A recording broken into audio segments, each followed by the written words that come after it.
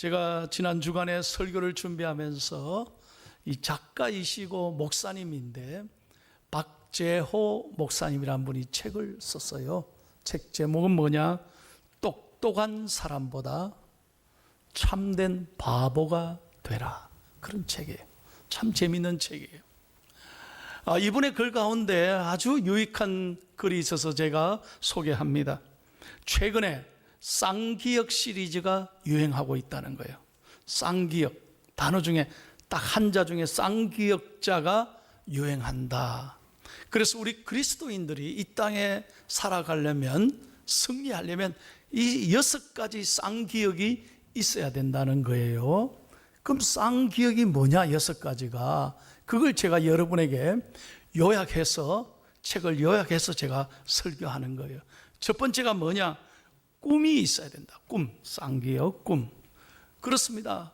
옳은 이야기입니다. 꿈은 비전이죠. 여러분, 꿈이 없는 사람은 조금만 어려워도 낙심하고 포기하고 절망합니다. 그러나 꿈을 가진 사람은 어떤 어려움이 와도 흔들리지 않습니다. 여러분, 우리 중앙의 성도들은 하나님의 꿈을 꾸고 살아가기를 축복합니다. 꿈꾸는 자를 하나님이 복 주십니다. 요셉 보십시오. 그렇게 형님들에게 억울하게 두드려 맞아도, 그리고 그렇게 애굽으로 팔려가고 노예가 돼도, 오해를 받고 감옥에 그렇게 비참하게 생활해도 꿈을 버리지 않았어요. 그러니 하나님이 요셉을 총리로 세워주시잖아요. 꿈이 얼마나 중요한지 몰라요. 두 번째는 꾀입니다. 꾀. 이건 지식하고 달라요. 지혜예요. 지혜. 위즈덤. 하나님의 지혜가 있어야 돼요. 우리 성도들은요, 이 땅의 지식이 아니라, 학벌이 아니라 하나님의 지혜를 갖고 살아가야 될 줄로 믿습니다. 그러기 위해서 성경 많이 읽고 기도 많이 하셔야 돼요. 저는 우리 권사님들 가운데 초등학교도 제대로 안 나와도요, 얼마나 지혜로운 분을 많이 뵙는지 몰라요. 그분들은 기도로 일생 사니까 하나님이 그냥 지혜를 주셔서 어려움을 잘 이겨나가시더라고요. 여러분, 솔로몬이 이스라엘의 왕이 되어서 무엇을 구했습니까? 하나님의 지혜였잖아요. 그러니까 이스라엘 백성들을 잘 이끌어가고 재판도 잘하게 된 것 아니겠습니까? 세 번째 쌍기역은 뭐냐? 끼가 있어야 돼요. 끼. 이건 열정입니다. 패션입니다. 옳은 이야기예요. 열정이 없는 사람, 열심이 없는 사람은 절대로 성공하지 못해요. 여러분, 일을 맡겼으면요, 그 사람이 최선을 다하는 열정이 있어야 돼요. 저는 그걸 확신합니다.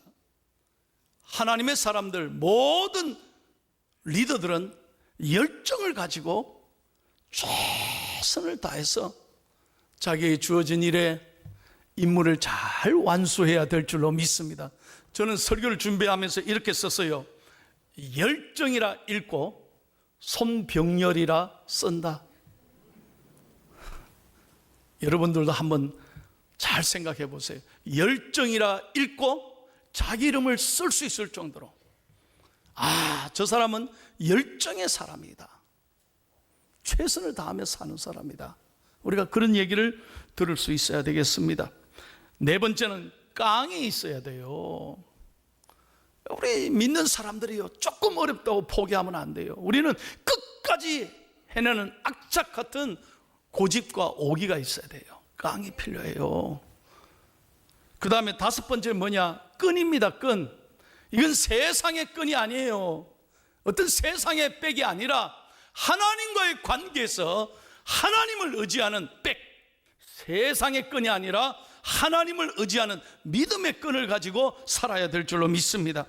마지막에 뭐냐? 쌍기역이 꼴이에요. 꼴. 이 꿈, 꾀, 끼, 깡끈을 가지고 있으면 그 모든 사람의 폼이 좋은 꼴이 형성된다는 거예요. 그래서요, 그 사람이 나타나면 그 주위가 밝아지는 거예요. 여러분, 믿음으로 좀 아멘 좀 합시다. 그 사람이 나타나면 그 주위가 밝아져요. 아주 좋은 꼴이 되는 거예요. 그래서 예수님의 향기가 되고 예수님의 제자로서의 삶을 살아가게 되는 거예요. 동의하십니까? 이 6가지가 우리에게 있어야 돼요. 그래야 이 어려운 세상에 나 자신과의 싸움에서 이기고 세상과의 싸움에서 이기고 마귀와 영적 전쟁에서 승리하게 될 줄로 믿습니다. 이 6가지 쌍기역을 갖기 위해서 결론이 뭐냐? 우리는 다시 하나님께로 돌아가야 된다는 거예요. 제가 지난 2주간 동안 우리가 정말 하나님께로 돌아가야 된다는 걸 제가 역설했습니다. 오늘 마지막 3번째로, 그러면 어떻게 돌아가야 되느냐? 첫 번째 뭐냐? 따라하세요. 자기 자신에게 외쳐야 돼요. 시작. 일어나라. 다시 한번 일어나라. 예, 일어나야 된다는 거예요. 머릿속으로 절대로 따지지 말고 계산하지 말고 영적으로 일어나야. 언제? 지금 일어나야 하나님의 기적이 임한다는 거예요. 여러분 사도행전 3장을 보세요. 날 때부터 안전뱅이가 있었습니다.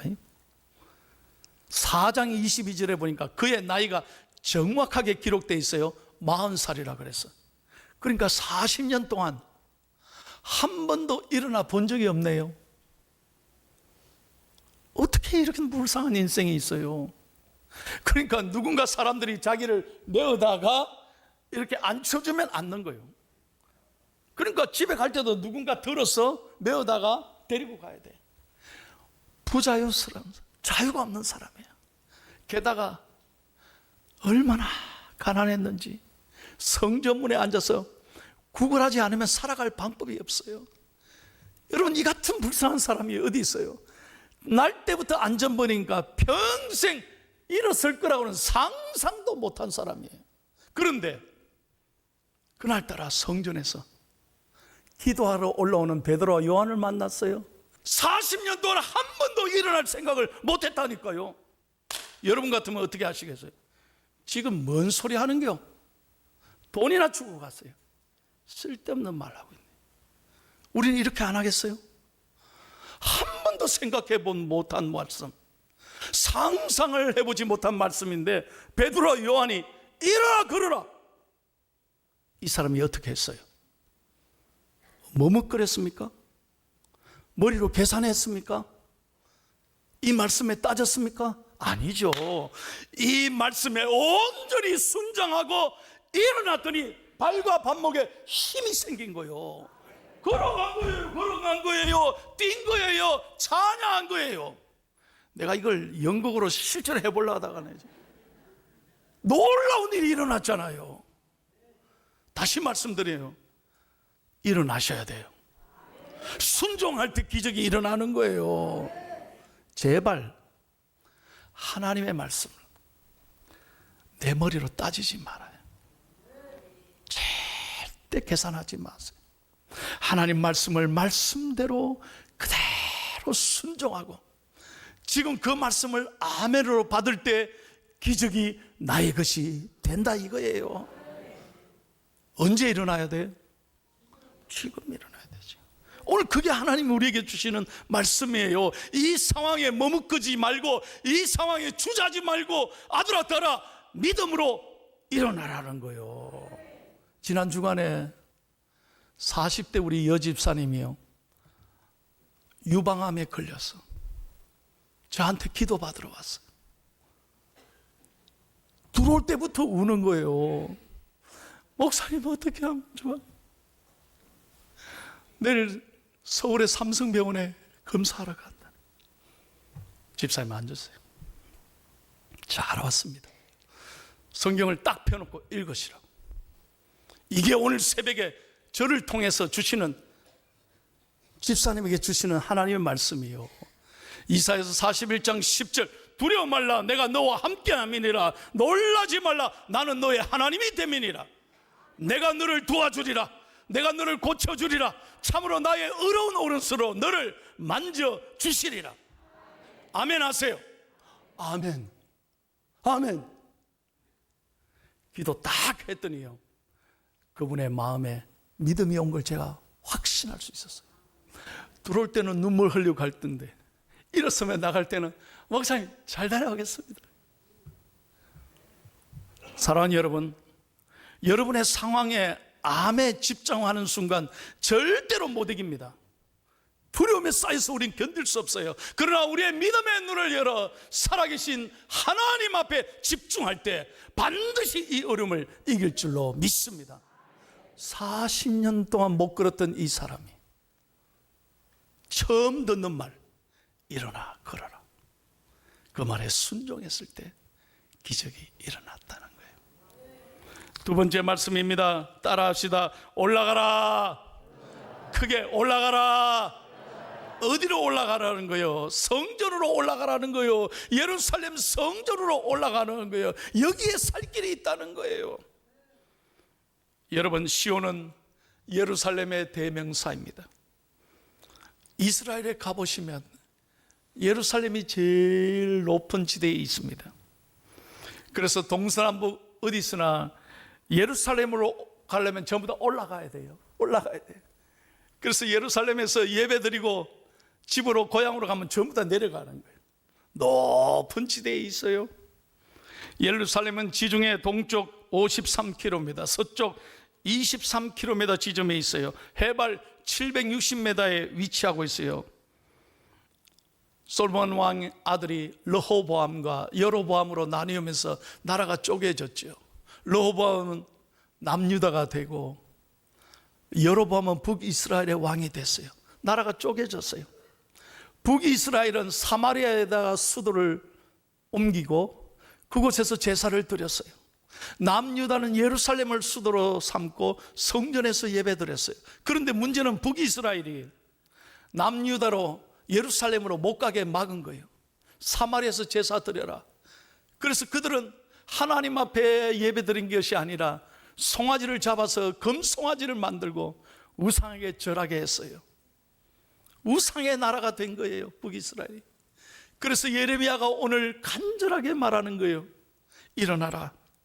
그리고 시온으로 올라가라. 시온으로 올라가라. 시온은 하나님의 성전이 있는 곳이에요. 하나님께 예배하는 곳이에요. 사랑하는 여러분, 오늘 우리의 살 길이 어디냐? 바로 이 시온, 교회에 올라와야, 하나님을 만나야 우리가 영적으로 육적으로 우리의 길이 열리게 되는 줄로 믿습니다. 성전을 귀하게 여겨야 돼요. 왜냐? 역대하 16장 9절에 7장 16절에 보면 내 눈과 마음이 여기에 있느니라.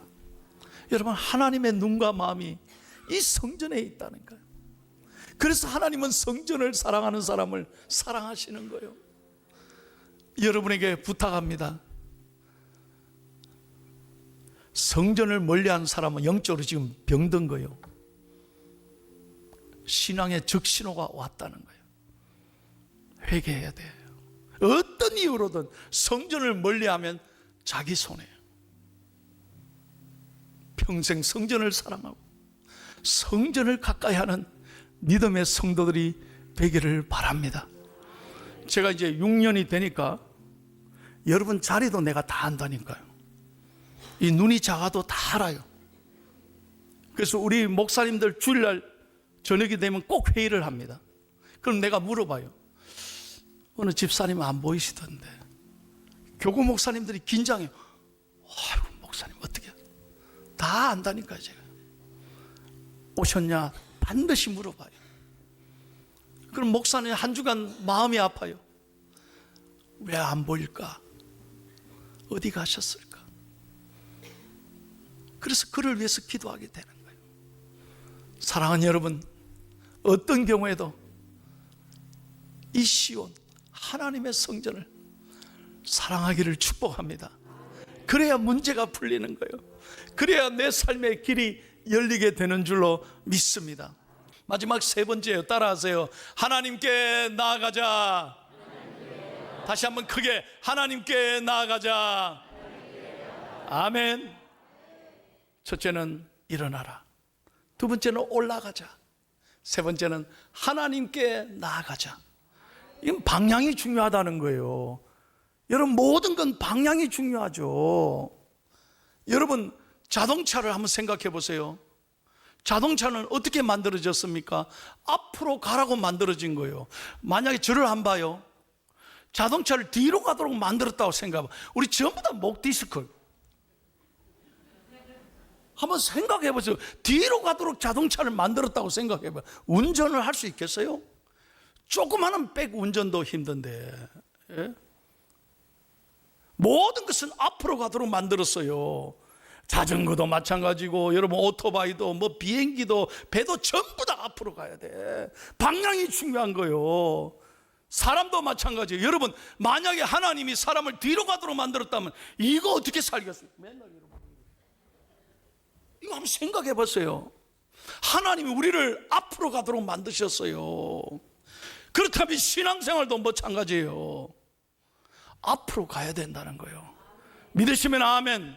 우리의 신앙이 전진해야 돼요. 진보해야 돼요. 우리 신앙이 날마다 성장해 가야 되는 거예요.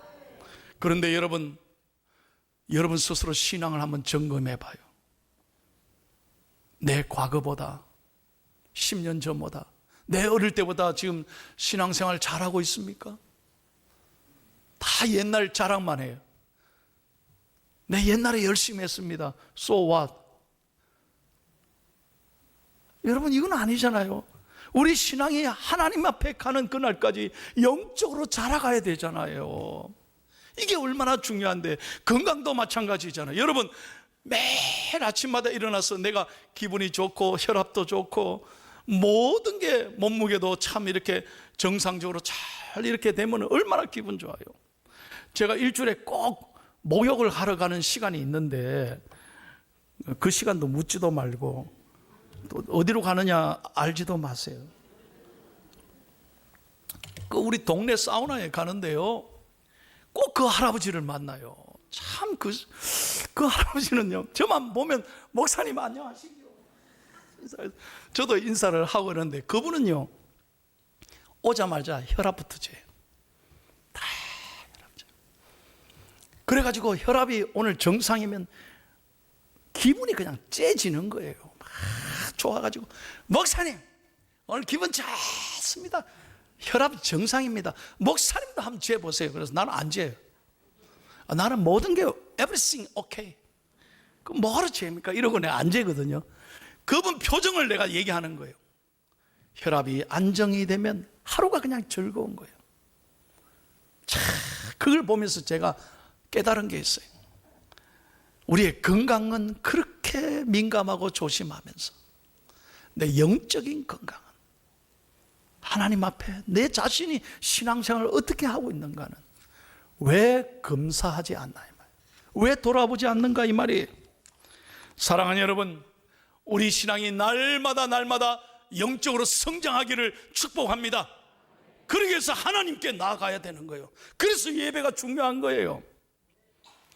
빅토르 위고라고 우리가 잘 아는 프랑스의 유명한 작가가 있습니다. 그가 무명 시절에 이 작가 초년생 고생을 많이 해서 처음으로 소설을 하나 써서 출판사에 이 소설이 어떻게 되겠느냐, 내 작품인데 라고 맡겼습니다. 그럼 궁금하잖아요. 그래서 빅토르 위고가 출판사 사장에게 편지를 하나 보냈는데 그 편지가 역사상 제일 짧은 편지예요. 뭐라고 했길래? 물음표 하나만 딱 했어요. 무슨 말입니까? 편지지에 물음표 딱 하나. 어떻게 될까요? 그런 뜻이죠. 내 작품이 어떻게 될까요? 그런데 재밌는 건 그 출판사 사장이 뭐라고 대답했냐? 역사상 가장 짧은 편지요 대답입니다. 느낌표. 딱. 와우, 잘 될 것 같다. 느낌이 좋다.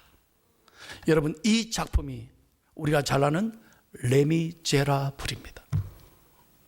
알고나 읽으셔야 돼. 여러분 보십시오. 저는 이 이야기를 읽으면서 우리 인생도 마찬가지잖아요. 야, 앞으로 어떻게 살아갈까? 이 코로나가 언제쯤 끝날까? 늘 물음표잖아요. 내 인생이 어떻게 될까? 우리는 늘 물음표를 갖고 살아오는 거예요. 그래서 불안한 거예요. 그러나 하나님 앞에 나아갈 때 하나님은 내 인생에, 내 마음에 느낌표를 탁 찍어주는 거예요. 믿으시면 아멘 하세요. 다시 한번 믿으시면 아멘 하세요. 하나님은 물음표를 느낌표로 만들어주는 거예요. 걱정하지 마라. 내가 너와 함께 할 것이니라. 오늘 여러분 이 성전에 물음표를 가지고 나왔으나 여러분 가실 때는 가슴에 하나님과 함께 함으로 느낌표를 딱 찍고 모든 근심 걱정을 하나님께 맡기고 우리 기쁨으로 나아가는 중앙의 성도들이 되기를 바랍니다. 사랑하는 성도님, 이게 예수 믿는 거 아니겠어요?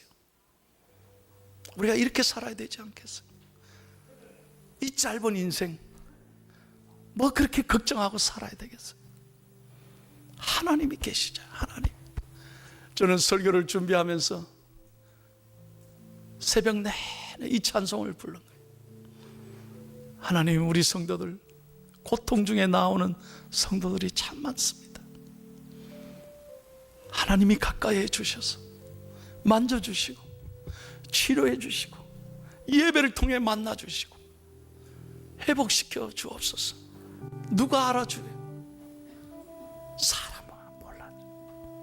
하나님밖에 없어. 목회하면서 철저하게 깨닫는 것, 하나님밖에 없어. 하나님만이 아시고, 하나님만이 내 생각을 아시고 내 눈물을 닦아주시고, 하나님께 이 시온성에 올라올 때마다 하나님은 우리를 외면하지 않으시고 안아주시고 위로해 주시고 새 힘을 주실 줄로 믿습니다.